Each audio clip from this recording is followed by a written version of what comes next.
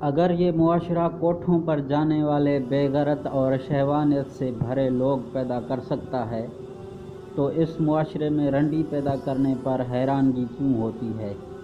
جب تک خریدار موجود رہیں گے بازار میں مال آتا رہے گا۔ مرد بھی کیا عجیب شے ہے، بیوی میں طوائف جیسی ادائیں اور طوائف میں بیوی جیسی وفا تلاش کرتا ہے۔ اگر کوئی خدا ہے تو میری اس سے درخواست ہے کہ خدا کے لیے تمام انسانوں کے قانون توڑ دو، ان کے بنائے ہوئے جیلیں ڈھا دو اور آسمانوں پر اپنی جیلیں خود بناؤ، خود اپنی عدالت میں ان کو سزا دو، کیونکہ اور کچھ نہیں کم سے کم خدا تو ہو۔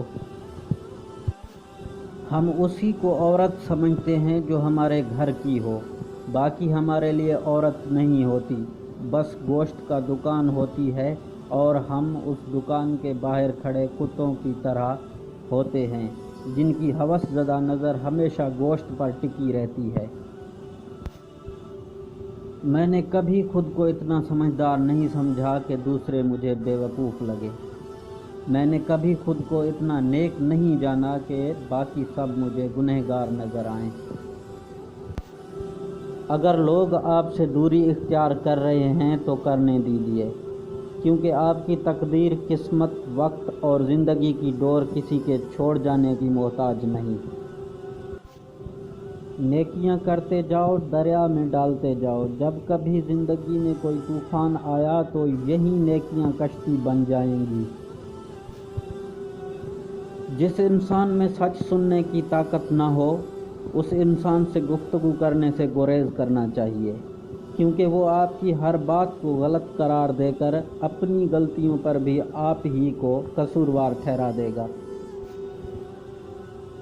رشتہ جتنا مضبوط ہوتا ہے رنجش بھی اتنی زیادہ ہوتی ہے، لیکن جو لوگ فاصلوں کو سمیٹنے کا ہنر جانتے ہیں ان کے لیے محبت ہمیشہ مہربان رہتی ہے۔ صرف غلط ہونے پر وضاحتیں نہیں دی جاتی، کئی بار ہم وضاحتیں اس لیے دیتے ہیں کہ سامنے والا ہمیں عزیز ہوتا ہے۔ رشتوں میں کمزوری کی ایک وجہ یہ بھی ہوتی ہے کہ ہم ایک دوسرے کو غصے میں کہی گئی باتوں کو ہمیشہ یاد رکھتے ہیں، لیکن پیار، محبت اور سکون میں کہی گئی باتیں فوراً بھلا دیتے ہیں۔